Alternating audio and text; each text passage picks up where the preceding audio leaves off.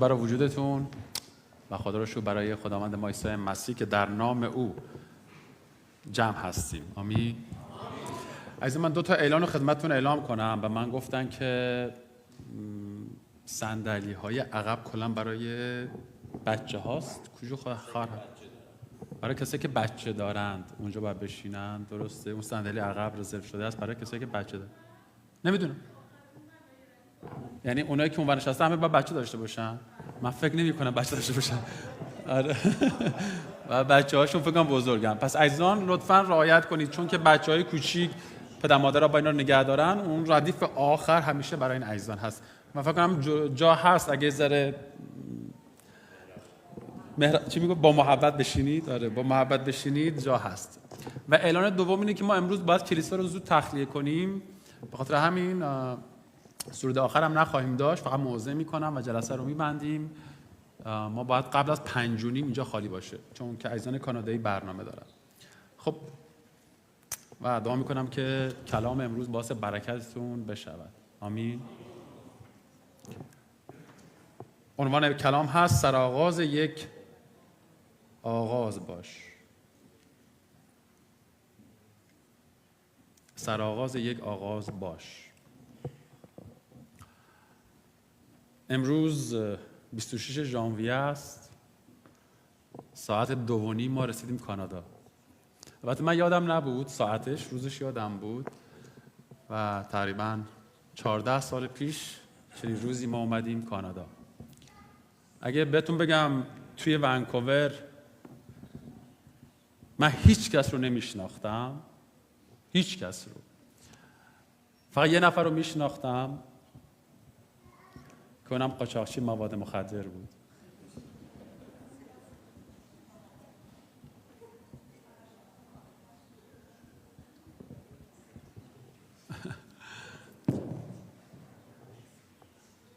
و وقتی که اومدیم ونکوور ایشون تو کار تجارت بود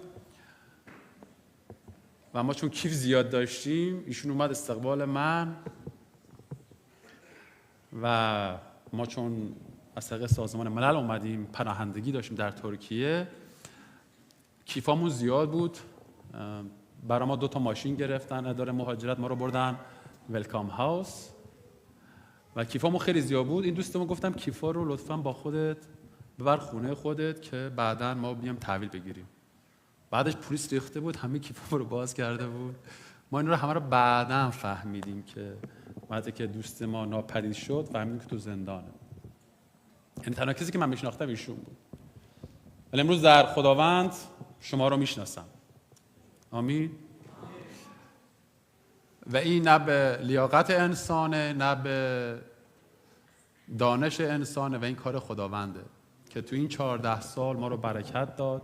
تو این 14 سال ما رو از چالش‌های زیادی عبور داد و امروز اجازه ده در خدمت شما باشیم به عنوان خادمین مسیح. اما چرا اینو تعریف کردم و عنوان پیغام هست سرآغاز یک آغاز باش؟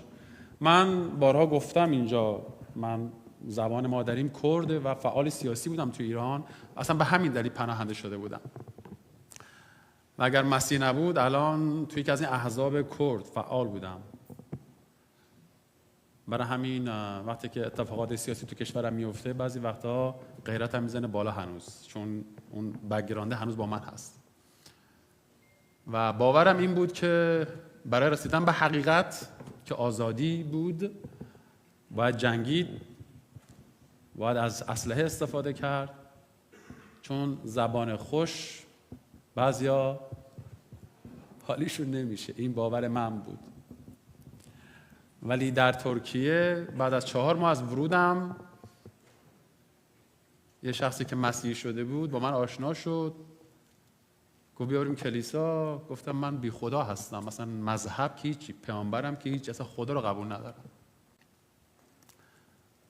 این شهادت رو بارها دادم، چون ما کلیسا ما همیشه در حال تحوله، خب همیشه تازگی داره این شهادت. خلاصه سر از کلیسا در آوردم و 18 سال تو کلیسا هستم.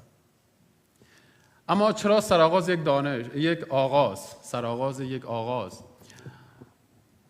چیزی که خداوند در من شروع کرد، گفت تو و نسل تو باید خداوند رو بپرستید و این آغازی از توست. و من اولین شخص در شهرستان سلماس هستم که مسیحی شدم. اولین شخص هستم که در خانوادم مسیحی شدم و اولین کرد هستم تقریبا توی یه منطقه خیلی بزرگ، حتی بگم خوی ماکو اونور، که مسیحی شدم. ولی بعد از 18 سال ما الان تو خانواده‌مون نزدیک به 50 تا ایماندار داریم و تو شهرستان خودمون بالای 500 تا ایماندار هست و همونجوری این آب حیات داره میره. نه اینکه همه واسه من ایمان آوردن، نه من مستقیم با خیلی هاشون در ارتباط نبودم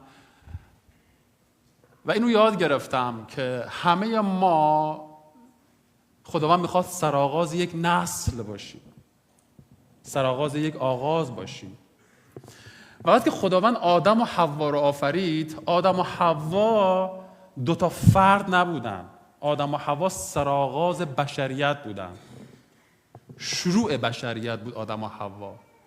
و خداوند بهشون گفت اگه با من در رابطه باشید، که هدف خلقت رابطه بود و شناخت بود و شبیه خدا شدن بود، بشریتی که در شما شکل گرفته همون شباهت به خدا خواهد بود. ولی کتاب مقدس به ما میگه که این اتفاق نیفتاد و آدم و حوا مسیر دیگه در پیش گرفتن و بشریت سقوط کرد. بعضیا میگن آقا این آدم و حوا رفته و میوه رو خوردن، ما چه تقصیری داریم؟ انگار ما جدا از اونها هستیم. نه، اون انسانیت، اون هسته داخلی، اون ذات انسان سقوط کرد و ما وارثان اون ذات هستیم و ما هم سقوط کرده هستیم. خداوند در زمان نوح بعد از داستان آدم و حوا، کتاب مقدس ما میگه که یه تصمیم گرفت. اونم این بود که بهشون بگه آقا یا آدم میشید یا آدمتون میکنم. رب به نوح گفت نوح، شرارت هر روز داره در انسان زیاد میشه، عمیق‌تر میشه. بهشون بگو برگردن تو رابطه. نوح گفت که چجوری یعنی؟ بگو من خدا هستم، من خالقم، من شما رو آفریدم، ولی انگار اصلا اثری از من نیست. هر چی داره میگذره شرارت داره بیشتر میشه. نوح رفت بهشون گفتم برو باد بیاد. آقا خدا کیه؟ خدا کیلو چنده؟ رب با خدا گفت قبولت ندارم. خدا گفت کشتی بساز. گفت چرا؟ گفت طوفان خواهد اومد. گفت کی؟ گفت 120 سال دیگه. گفتشون فرصت بده که بیان تو این کشتی سوار بشن. نوح 120 سال کشتی رو ساخت. هر روز هم میگفت آقا میاد. اونا میگفتن آره میاد.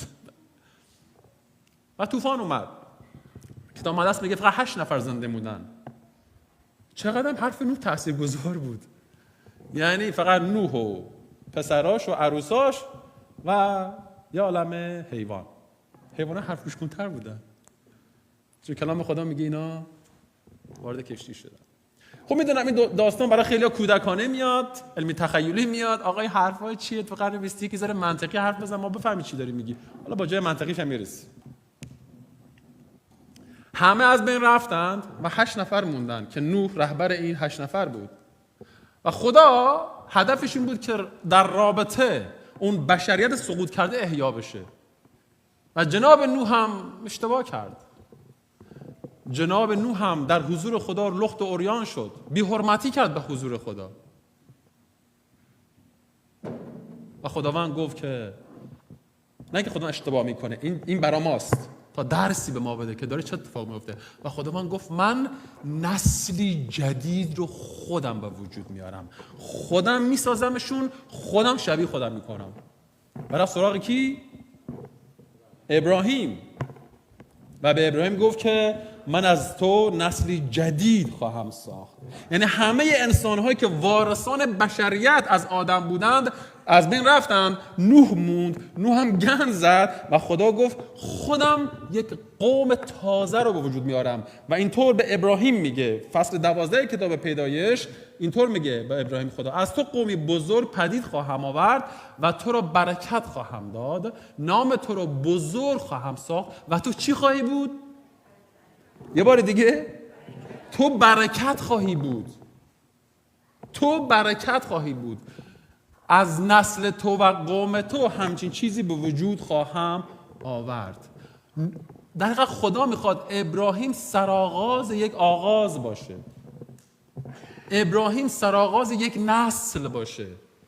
در ابراهیم چیز جدید رو شکل بده. در وجود و بطن ابراهیم آنچه را که خدا میخواد شکل بده. چون نه طوفان نه تهدید نوح نتونست کسی رو آدم کند. چون آدمیت در انسان مرده بود، بشریت در انسان مرده بود و خدا باید از درون انسان رو زنده میکرد، از درون باید انسان رو احیا میکرد و رفت به ابراهیم گفت که از وجود تو قومی بزرگ به وجود خواهد اومد. و به ابراهیم میگه و کلام خدا میگه این شخص مشکل بچه دار شدن داشت که اسم همسرش هم سارا بوده و شما داستان رو بهتر از من میدونید. شما که اینجا نشستید و در ایمان مسیحی امروز قدم گذاشتید، آیا خودتون رو سرآغاز یک آغاز میدونید؟ یا میگید نه ما همون آدمای گذشته هستیم، فقط یه ذره تغییرات تو عقیدمون ایجاد کردیم، قبلا یک باور اینجوری داشتیم، حالا یه کوچولو اینوری میخوام باورمند باشیم به خدا. اگر اینجوری مسیحی شدین اشتباه دارید میکنید.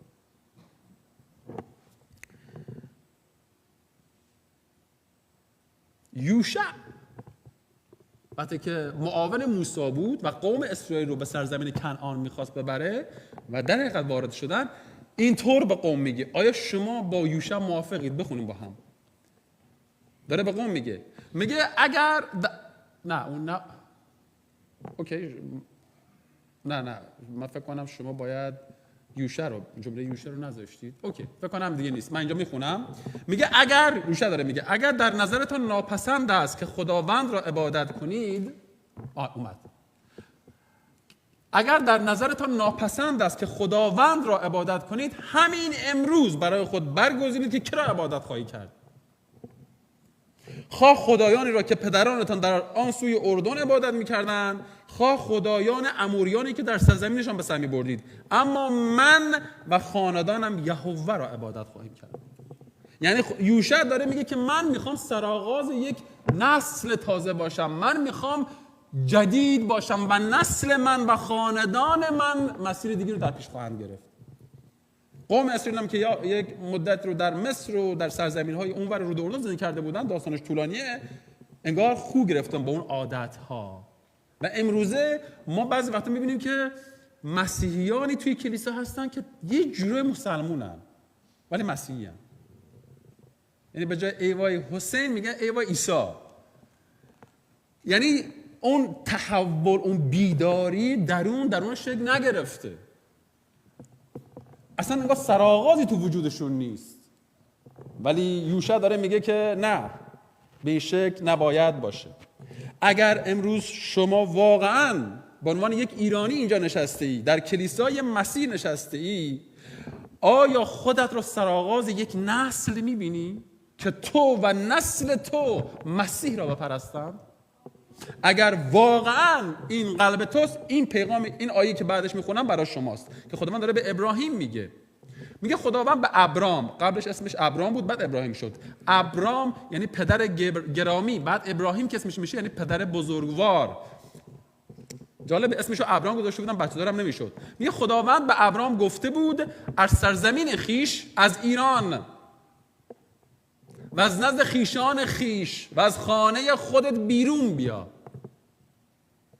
و به کانادایی که به تو نشون میدم برو و به سرزمینی که به تو نشان میدهم برو. از تو قومی بزرگ به وجود خواهم آورد و تو رو برکت خواهم داد، نام تو رو بزرگ خواهم ساخت و تو برکت خواهی بود. برکت خواهم داد به کسانی که تو رو برکت دهند و لعنت خواهم کرد کسی که تو رو لعنت کند و همه طوایف زمین به واسطه برکت خواهند یافت.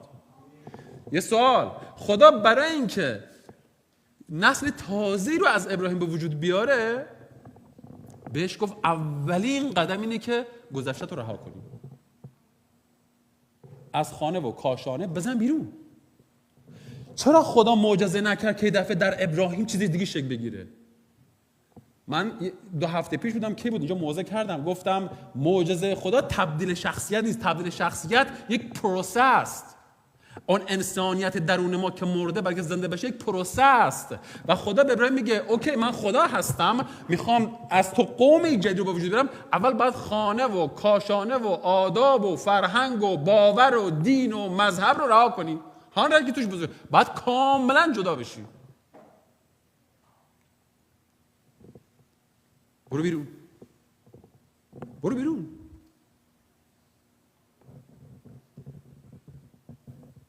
و ابراهیم رفت. برای که اون ابراهیم واقعا سرآغاز یک نسل تازه باشه، یک بشریت تازه باشه. میگم اون چیه که در ابراهیم داره شکل میگیره؟ اولین قدم رها کردن آنچه که در آن بزرگ شدی، آنچه که بهت یاد دادن، در گوشت خوندن و برای تو ساختند، و کاملا بذاری کنار و بری بیرون. ولی این کافی نیست. در اون مسیری که داری میری و به سمتی که خدا تو رو فرستاده، اگه امروز اینجا کانادا و کلیساه، تو اون مسیر تحولات شروع میشه و تو از مسیرهای زیادی عبور میکنی، از سختی‌ها و چالش‌ها عبور میکنی تا ساخته بشی آن چیزی که خدا میخواد. و ابراهیم این ساخته شدن رو تا قربانی کردن فرزند پیش برد. خدا بهش بچه میده، میگه حالا قربانیش کن. خدا دست سر ما وردار خداوندا، کاشانا رو رها کردیم، سرزمین رو رها کردیم، پدر مادر رو رها کردیم، شغل رو رها کردیم، بسمون نبود، حالا مشکلات هم بهش اضافه شده تو این کانادا. شما اینو به خودتون نمیگی؟ کیا به خودشون اینو میگن؟ در خدا باش تا سرآغاز نسل تازه‌ای باشی، در کلیسا رشد کن تا سرآغاز نسل تازه‌ای باشی، وگرنه هیچ اتفاقی براتون نمیفته. فقط اسم پزشکیان میشه ترودو، اسم تهران میشه ونکوور، همون داستانه، فرقی تو زندگیت نمیفته. و فرهنگ کانادایی هم جذبش نشید، خواهش میکنم، چون به درد ما نمیخوره، به درد بچه‌ها میخوره، چون قاطی میشه با فرهنگ ما. پیتزا قرمه سبزی از آب در میاد. دیدی بعضی وقتا تازه بعضی اومدن میخوان سری فرهنگ کانادایی رو بگیرن، هم اونو دارن هم اینو دارن،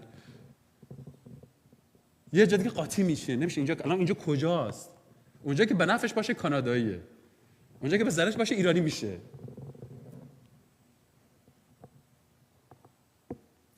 بعد از درون متحول بشی. و این تحول درون که خدا داشت در ابراهیم شکل میداد، برای اینکه اون بچه هم باید بیاد، ابراهیم پر از ضعف بود. یکی از ضعف ابراهیم میدونی چی بود؟ ترسو بود و دروغگو.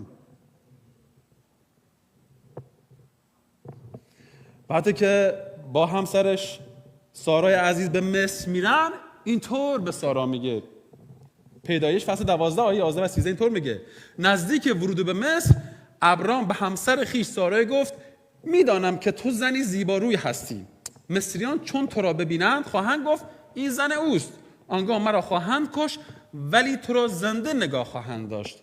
پس بگو خواهر من هستی تا به خاطر تو برای من نیکو شود و من دیگه برای تو برای مهم نیستی، فقط جان من زنده بماند. سارا این کیه؟ پیامبر خداست. خدا بهش گفته برو ها، الان رفته. اینم اخلاقیاتشه. یعنی در وجود ابراهیم پر از ضعفه، دروغگوست و ترسو، ولی خدا اینو میدونه. وقتی که ابراهیم از مرحله قربانی کردن فرزند میگذره، در ابراهیم چیزی به نام ایمان شکل میگیره و اون هدف خدا بود.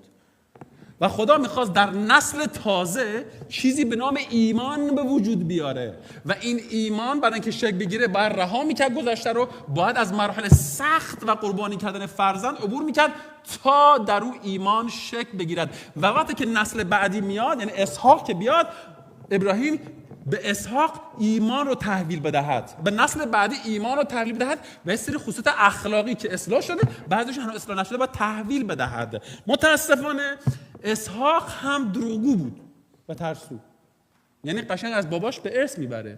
ببینیم اسحاق چیکار میکنه بعدش که میاد بزرگ میشه ازدواج میکنه. اینطور میگه پس اسحاق آیه بعدی در جرار اقامت گزید. هنگامی که مردان آنجا از اسحاق درباره همسرش پرسیدند گفت او خواهر من است، زیرا ترسید بگوید همسر من است. چه با خود گفت مبادا مردان اینجا مرا به سبب ربکا بکشند. اسم زنش ربکا بود، چرا که او زیباروی بود. چه لعنتی تو زندگیشونه. کیا تو زندگیشون یک لعنتی هست اصلا ولکن هم نیست، همینجوری نسل تو نسل میاد. مهم نیست که با خداست. ببین ابراهیم با خداست، حالا اسحاقه. ابراهیم از اون آزمایش هم سربلند بیرون اومده، مرد خداست، پارساست، هللویا. ولی این ضعف شخصیتی ارثی وارد خانواده شده و داره ادامه پیدا میکنه. با دعا درست نمیشه. دعا کن خدا منو یه شب شفا بده، درست نمیشه. آقا آدمی که وجودش مشکل داره، ارث برده، با دعا و خداوند ببین باید بری تو داستان، کار داره خدا.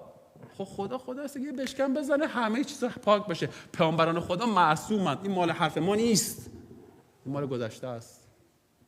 چنین چیزی در ایمان مسیحی نیست. جناب پسر اسحاق اسمش چی بود؟ اونی که برکت رو گرفت اسمش چی بود؟ یعقوب اصلا اسمش رو گذاشتن حقه باز،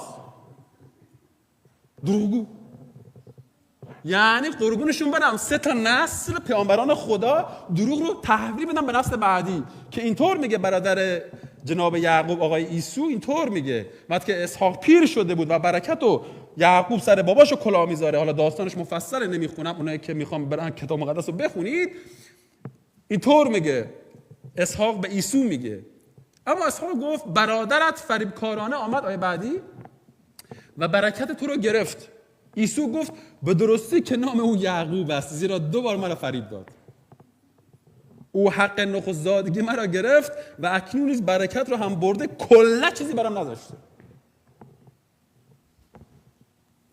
یک لعنت خانوادگی توی 3 نسل پیامبران. من مسیحیم، من الهیات خوندم، من کتاب‌های نمیدونم تعلیم این سبکو خوندم. ببینید لعنتی که تو نسل ماها هست پدر جد ما رو در میاره و اول باید شناسایی بشه، بعد حالا میگم چی میشه. و یکی از بزرگترین مشکل‌های جامعه ایرانیه. ایرانی هایی که به مسیح ایمان میارن، مخصوصا تو بین خادمین و حتی رهبران، معتقدن که آقا در مسیح خلقت تازه است، تموم شد و رفت. ولی ما ببینیم که آقا طرف خادم سالها ایمانداره، شبانه حتی، ولی ضعف‌های شخصیتی داره و جرأت نمی‌کنه در مورد ضعف خودشون حرف بزنن. حالا دعا کن خدا من شفا میده. خب چرا شفا نمیده؟ اونا که ایمان داره قدیمی هستن بهتر حرف منو متوجه میشن. شما شاید هنوز امید دارید که فردا عوض بشید.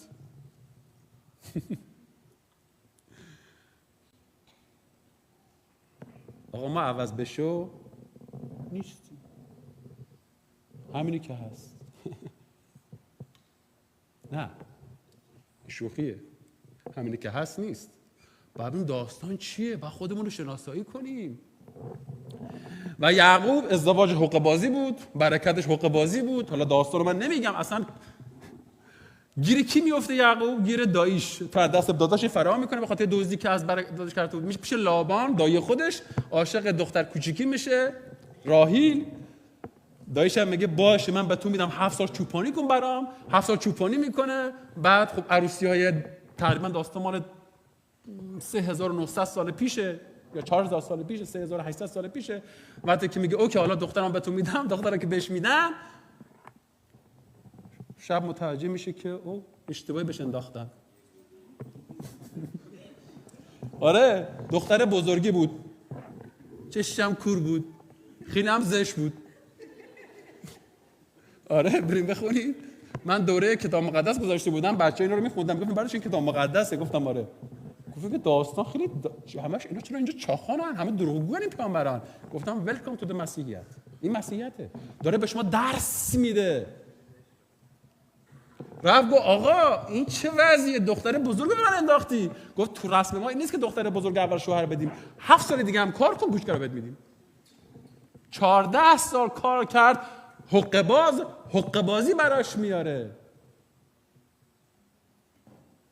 این نسل ابراهیم ها دروغگو، حالا زندگی نوش تماما با دروغه.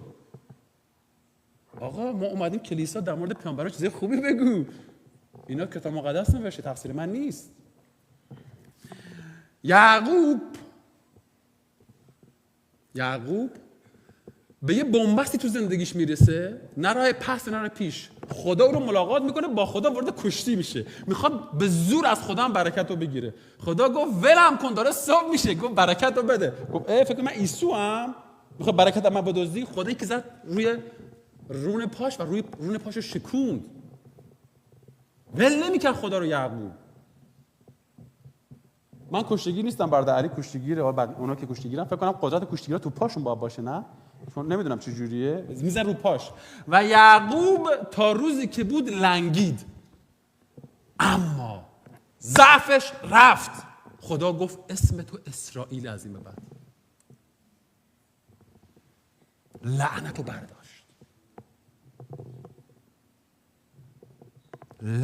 برداشت. گفت دیگه اسم تو از این بعد اسرائیل خواهد بود. برای همین به بچه‌هاش میگفتن بنی اسرائیل، فرزندان یعقوب. ولی یعقوب تا آخر عمرش میلنگید. این نشانه چی بود؟ لعنت رفت. من دیگه به خدا اعتماد دارم، دیگه دروغ نمیگم. داره بهش میگه چرا میلنگی؟ این قربانی بود که من دادم. اگر میخواهی لعنت‌های زندگیت بلند بشن، حذف بشن، کلام خدا میگه، پولس میگه بدنهای خود را همچون قربانی به خدا بده.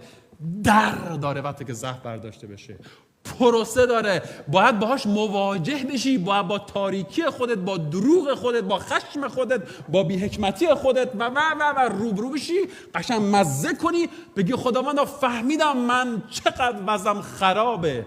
وقتی که بهش پی بردی 50 درصد راهو رفتی، بعد با قربانی بدی تا شفا بیاد. و وقتی که نسل یعقوب رو ما بعدش یوسف رو پررنگ می‌بینیم، میشه شخص دوم مصر. بهش اتهام زدن که این میخواد خیانت کنه، گفت نمی کنم. چیزی که در زندگی یوسف نبود چی بود؟ دروغ. کاملا رفت.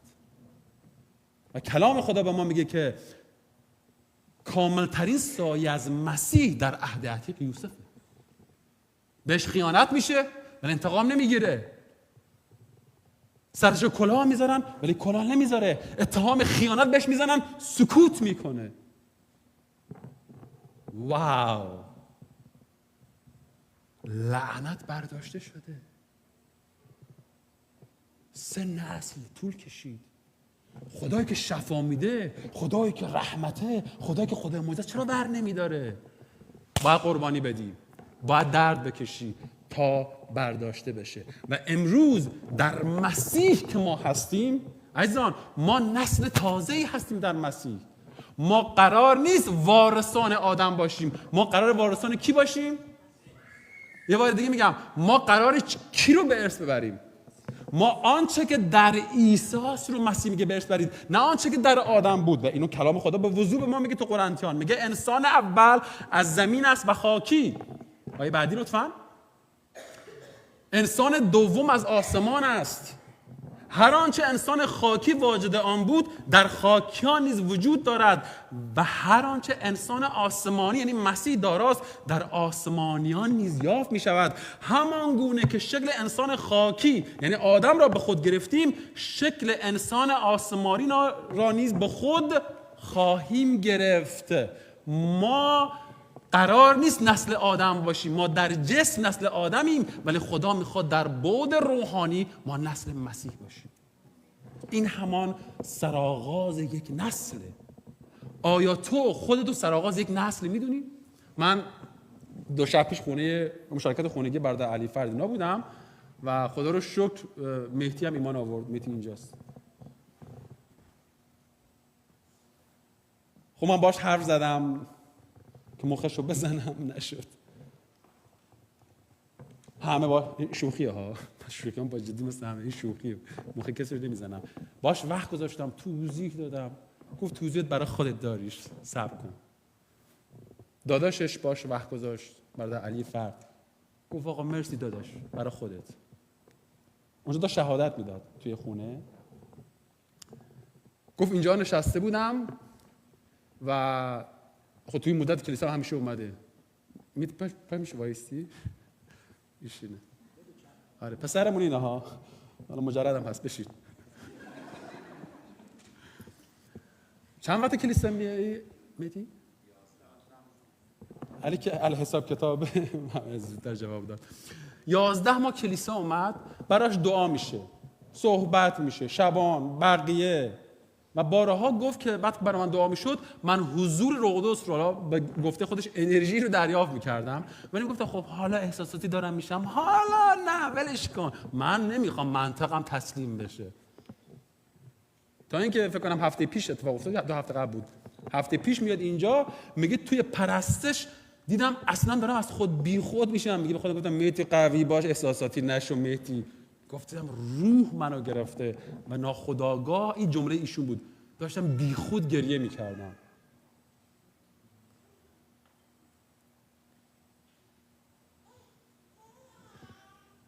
من اونجا خیلی ناراحت شدم. گفتم شهادت دادی، میدی چرا اسم منو نمیاری تو شهادتت؟ آقا بگو داروش حرف قشنگ زد، موعظه‌اش منو گرفت، چرا نگفتی اونا رو؟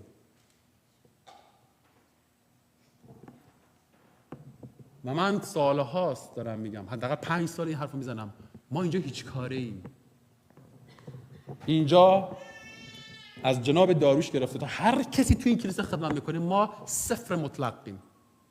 ما عددی نیستیم، حتی عدد نیستیم، چه برسیم که بگیم ما کسی هستیم. و چیزی که دیدم گفتم علی خدا رو شکر برای ایمانه که سرآغاز یک نسلی.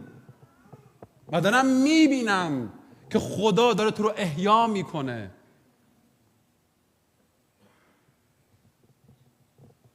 امروز من سرآغاز یک نسلم تو این کلیسا برای خانواده خودم.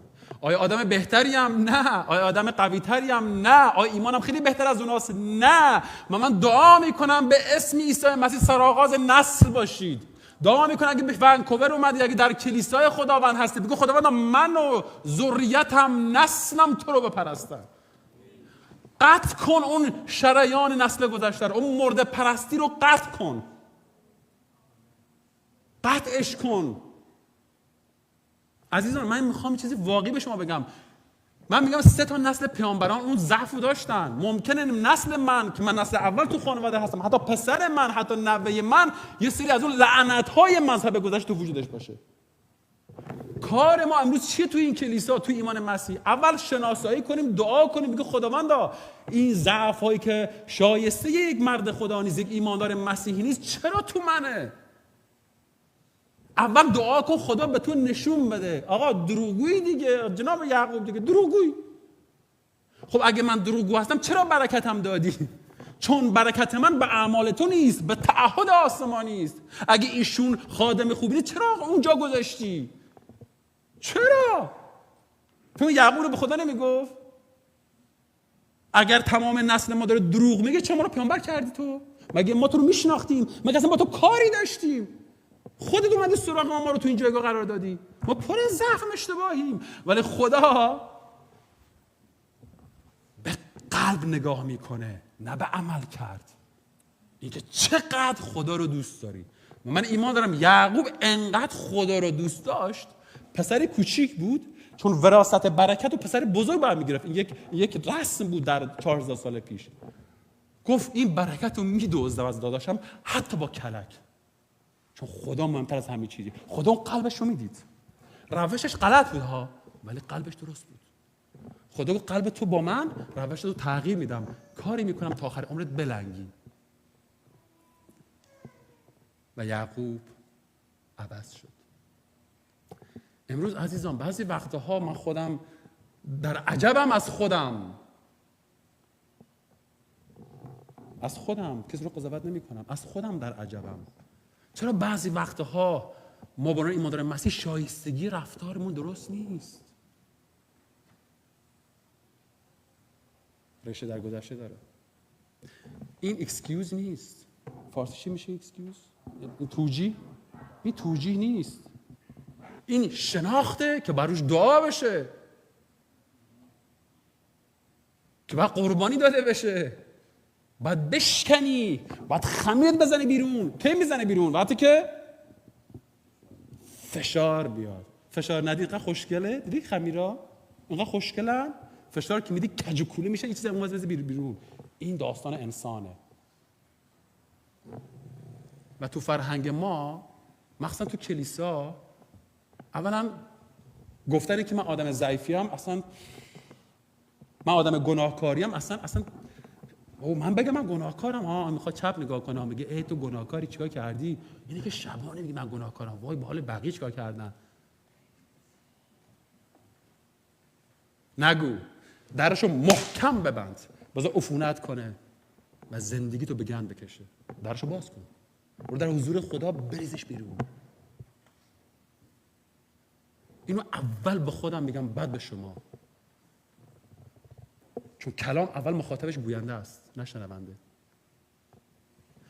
اینها رو دارم میگم برای اینکه جامعه مسیحی باید نور باشه. جامعه مسیحی باید دیده بشه در جامعه غیر مسیحی. والا با خدا دیده نمیشیم، فقط داریم شعار میدیم ما مسیح هستیم، صلیبای گنده نصب کردیم که دیده بشیم. این مسیحیت نیست.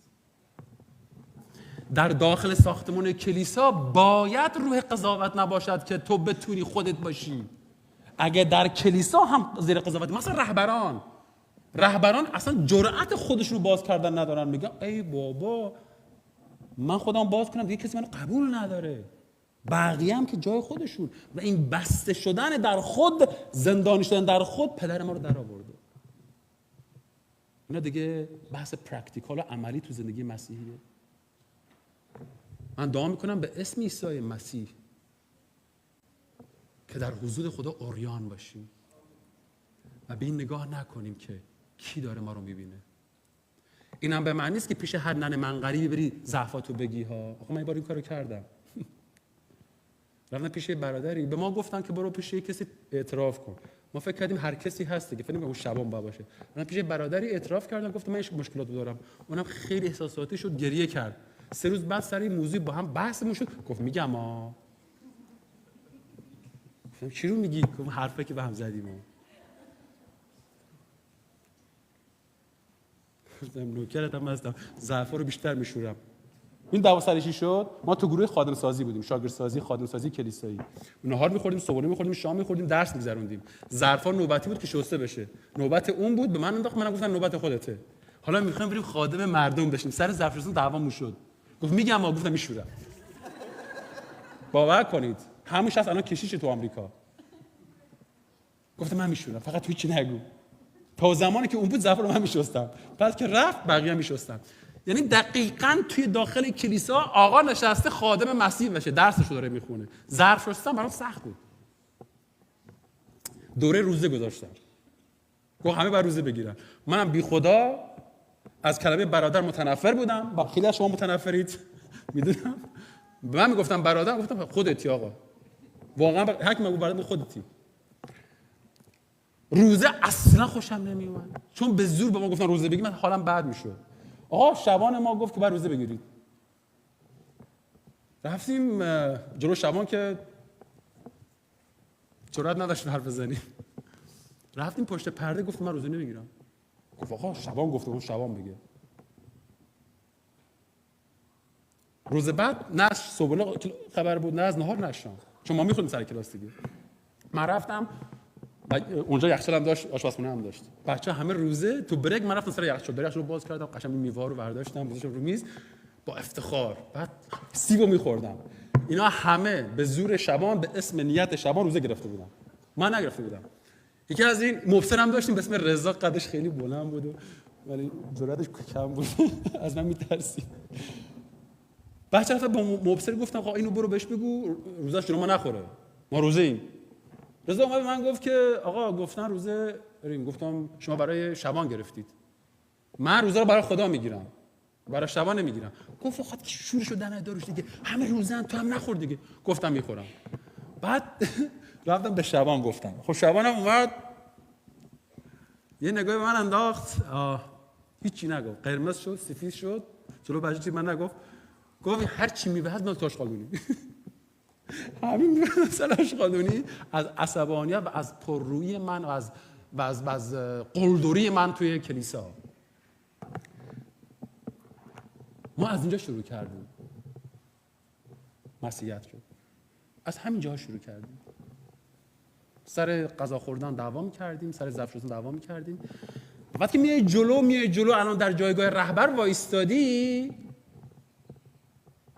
هنوز خیلی سخت است. یک کشیش لبنانی میگه من 30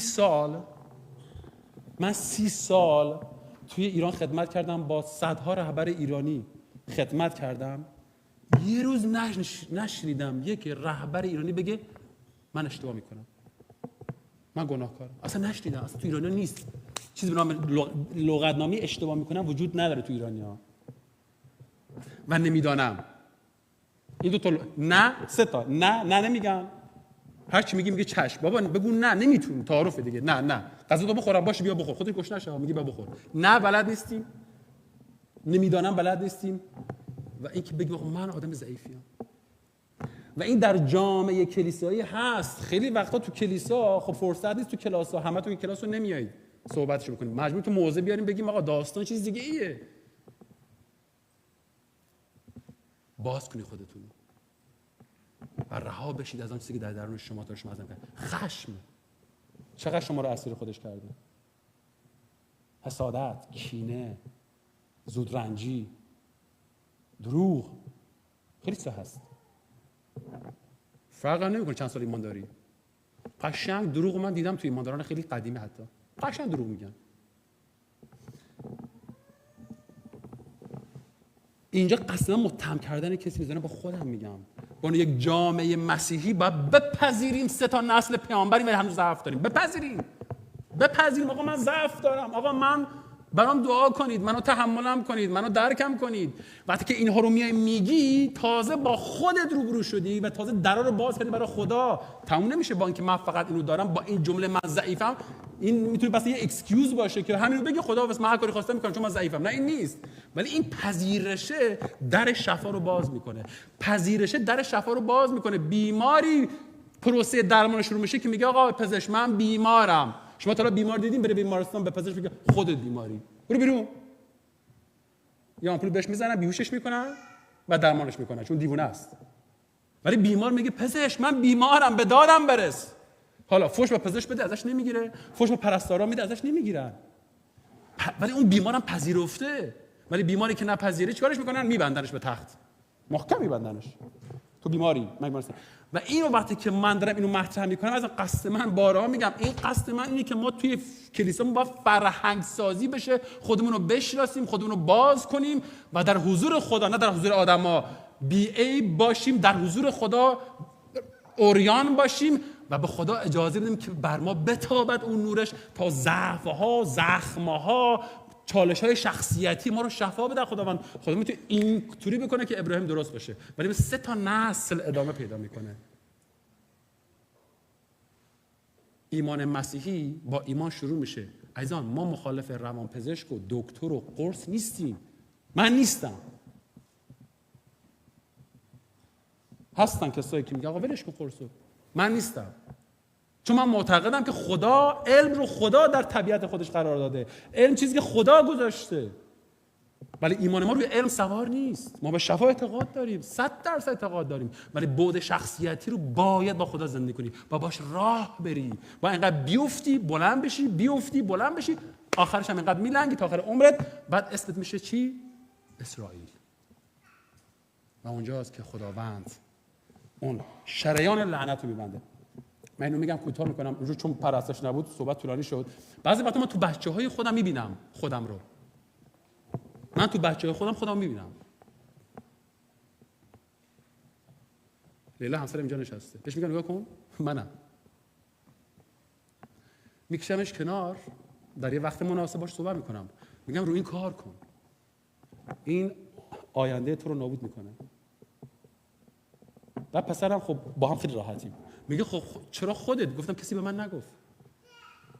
کسی منو درمان نکرد، کسی منو یادم نداد. نه ایمان مسیحی داشتم، نه کلیسا بود، نه پدرم اصلا فهمیدم. ولی من خودم رو در نسل خودم دارم میبینم.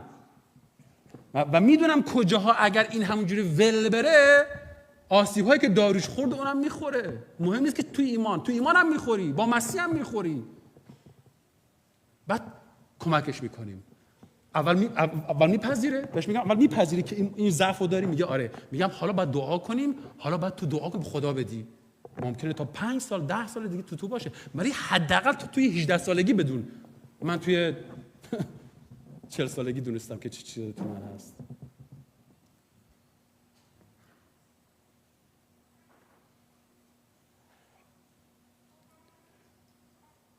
چند درصد آدم‌ها به خاطر جنگ و سیل و قحطی بدبخت میشن؟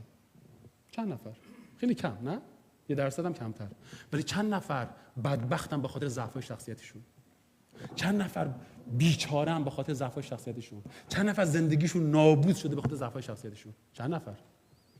99%. این چیزی که زندگی مسیحی فقط هللویا و پرستش تو آسمان راه رفتن نیست. بیا رو زمین. 1000 تا ضعف شخصیتی هست همش تو آقا بیا زمین، بیا رو زمین. چیکار نمی‌کنی؟ اصلا شوهرت اوکی با تو؟ اصلا همسرت با تو اوکیه؟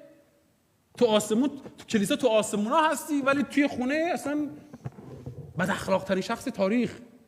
این تناقض یه روزی رو میشه و میگه ریاکار. آقا اینم مسیحا. این تناقض زندگی کردن هستا. اینا چیزایی است که باید در کلیسا صحبتش بشه. باید در کلاس‌ها صحبتش بشه. باید بیان صحبت کنید. ممکنه شما به مشاور برید مراجعه کنید. قبل از اینکه به نقطه حاد برسه زندگی متلاشی بشه برو پیش مشاور. برو روانشناس. چون روانشناس یه کار میتونه بکنه. تو رو به خودت نشون میده. ما میگیم خدا شفا میده، خدا کمک میکنه، روانشناس هم به توی سری راهکارهای روانی و رفتاری میده. و من دعا میکنم به اسم عیسی مسیح توی جامعه کلیسای ایرانی، مخصوصا این کلیسا، ما به این سمت بریم که واقعیت‌ها رو بشیم صحبت کنیم. کلام خدا داره صحبت میشه اینجا. من میگم این 3 تا پیامبر مشکل داشتن. چیز عجیبی نیست. و اگه خارج از این باشه میشیم 2 تا شخصیت. یه شخصیت کلیسایی، یه شخصیت تو جامعه. کلیسایی همه عزیزم تو چقدر خوبی، آفرین. تو جامعه میبینی که اصلا این کلیسا میاد، این تو تیم اون خدمته، این که بدل ما رو در آورده اینجا که تو محیط کار. از این تناقضا انقدر زیاده و من تجربه‌ای که خودم دارم تو اون تناقض میپوکی. یه روزی دیگه کلا نقابتو میزنی و به صدها نفر ترکش میزنی. قبل از اینکه به اونجا برسه دعا میکنم دعا کنید، بیایید توی کلیسا صحبت کنید، با شبان کلیسا، با خادم کلیسا صحبت کنید. اگر واقعا موضوع حادی که اذیت میشه، اصلا شما ممکنه تو انقدر اینو در خودت نگه داشتی همسرت نمیدونه ولی تو خودت داری میخوری، خودخوری داری میکنی، باید این باز بشه. این صحبت‌ها تو کلیسای ایرانی نمیشه عزیزان. من میدونم نمیشه. و خدا رو شکر برای کلام خداوند همش تو آسمونیم، همش هللویا، خداوند الان این کارو میکنه، خداوند میکنه. ولی رو زمین هم مشکلاتی داریم که باید در مسیح حل بشه. آمین. یه سرودی هست، سرود قشنگیه. این سرود اینطور میگه تمام وجودم را میریزم به پای تو مسیح تا انسانی نو برخیزد. این سرودی هست و میخوام این سرود پخش بشه. بعد میخوام دعا کنم که تا در حضور خدا ریخته نشی، تا در حضور خودت ریخته نشی. تا ریخته نشی از آن حل نمیشه داستان. خدا رو شکر برای فهم کتاب مقدسی، خدا رو شکر برای مدرک الهیاتی که دریافت کردی، خدا رو شکر برای سالهای تجربه خدمتی ولی چیزی که باقی مونده تو موندی و دردات. اونها واقعیت زندگی توست. با اونها زندگی میکنی، با مدرک الهیاتی زندگی. مدرک الهیاتی برای مردمه، باش موعظه میکنی، باش درس میدی، ولی تو زندگی شخصی، تو روابط شخصیت، آن چیزی که در توست با اون دیل میکنی، با اون سر و کله میزنی. اینها رو به حضور خدا ببرید، اینها رو بذار ریخته بشه در حضور خدا. این سرپا بیستی لطفا، من میخوام دعا کنم. اینم سرود با صدای کم پخش کن، بعد جلسه رو میبندیم. قبل از پنجوری من با خالی کنیم. خداوندم ممنونتم برای کلامت. ای خداوند مسیح جان، تو رو شکر میکنم از اینکه تو خدای انسان شده آمدی و نشان دادی که انسان ضعیفه. تو در بعد انسانی وقتی که به تو گفتن کی برمیگردی، گفتی نمیدونم. خجالت نکشیدی از اینکه بگی نمیدونم. وقتی که در باغ جتسیمانی زیر اون فشار که رو تو بود کم آوردی، برگشتی به شاگردت گفتی پاشو با من دعا کن. کم آوردم.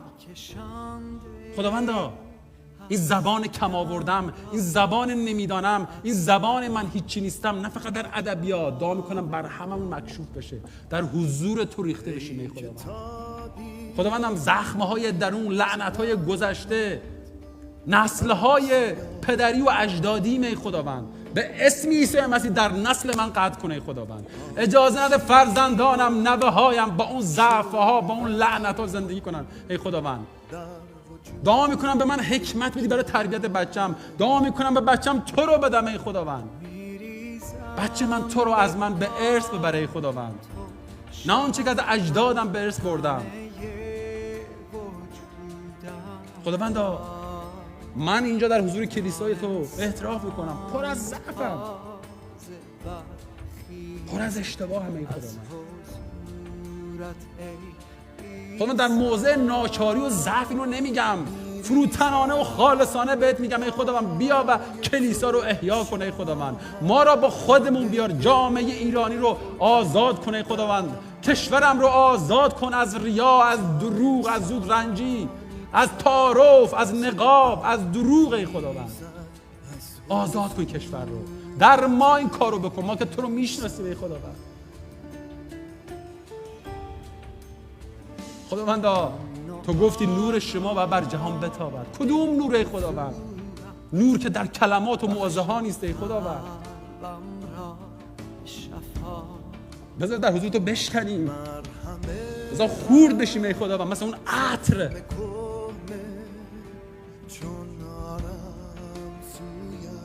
منو بشکن. ای خداوند منو بشکن. ای خداوند هیچ وقت فراموش نمی کنم کی بودم، با چه اسمی وارد این شهر شدم، کی منو خداوند اینجا ملاقات کرد تو این شهر اولین نفر. هیچ کلیسایی رو نمیشناختم، هیچ مسیحی رو نمیشناختم،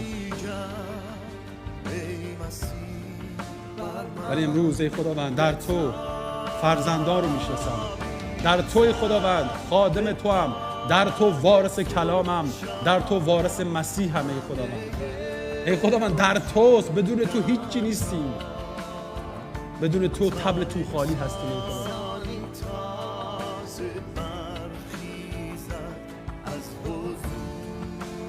بشکن. ای خداوند ما رو بشکن، ما رو بشکن، منو بشکن. ای خداوند خداوند من نیومدم که من دیده بشم، من در اون سیاست، در اون گذشتم دیده می شدم، برای خودم کسی بودم، ولی در تو فهمیدم که تو باید دیده بشی. عیسی فهمیدم که تا من خورد نشم تو دیده نمیشی، تا من نرم پایین تو دیده نمیشه. ای خداوند همونطور که یحیی گفت من باید کوچک بشم او با ارتقا یابد. خداوند تو در من ساکنی، اسم تو روی منه، بذار من و ما کوچک بشیم، بذار محو بشیم. ای خداوند هیچ انسانی ما رو نشناسه.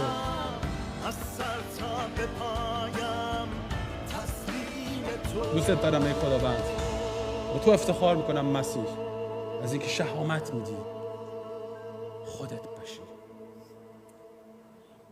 مرسی که نقاب ها رو بر میداری و اجازه میدی خودت باشی. خدا اجازه نده برای کسی زندگی کنم، اجازه نده برای تو زندگی کنم، ولی اگه برای تو زندگی کنم، اگر تو از من بخواهی با هر پوششی، با هر قیافه اینجا ظاهر بشم، ظاهر خواهم شد برای تو. برای تو هر کاری میکنم ای خدا که نام تو دیده بشه ای خدا. اگر تو بگی بشین میشینم، اگه تو بگی بدو میدوم، اگه تو بگی برو میرم، اگه تو بگی بخواب میخوابم، اگه تو بگی بمیر در تو خواهم نیست. من دعا میکنم به اسم عیسی مسیح در کلیسای نور عالم نور فرزندان تو دیده بشود. از رهبران شروع کنه خداوند تا به کسی که تازه اومده، امروز روز اولشه، شاید بگه اینجا چه خبره، اینا چی میگن. اینجا ما جامعه بی‌نقابان هستیم، اینجا ما جامعه شکستگان هستیم، اینجا ما جامعه گناهکاران هستیم، اینجا ما جامعه افتادگان هستیم، اینجا ما جامعه هستیم که لعنت ها رو به ارث بردیم ولی در مسیح باطل میکنیم. ما اینجا جامعه زخمی ها هستیم که در حضور خدا عریان تا شفای او جاری بشود به اسم عیسی مسیح. تمام جلال رو به تو میدم ای خدا و مسیح، چون تو حقیقتی، تو مطلقی، تو اول و آخری، تو اول و آخری.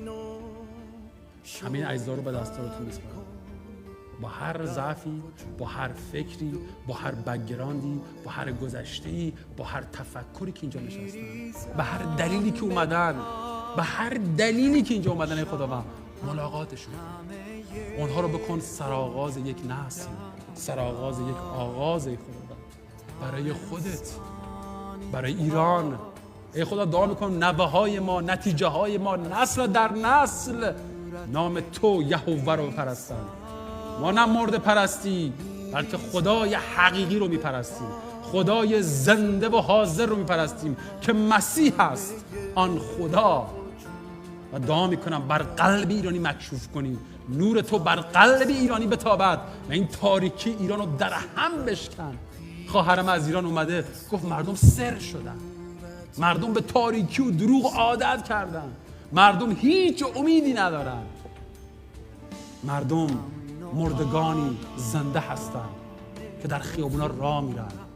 دعا میکنم ای خداوند، دعا میکنم کشورم رو آزاد کنی، کشورم رو زنده کنی، قلب ایرانی رو زنده کنی خداوند در خودت، بذار تو بر اون سلطنت کنی خداوند.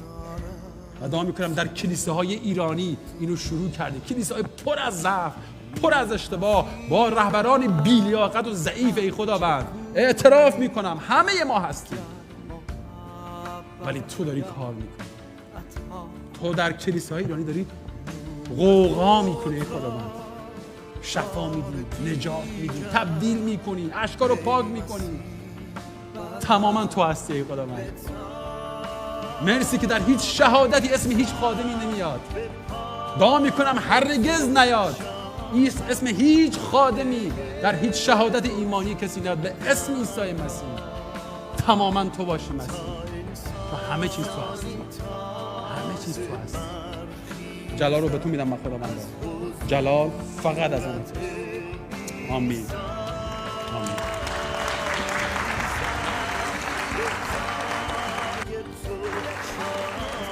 دعا میکنم برکت خداوند به همه شما باشه عزیزان، عزیزانی که بار اولشون اومدن کلیسا. امروز وقتمون محدود، صحبت منم طولانی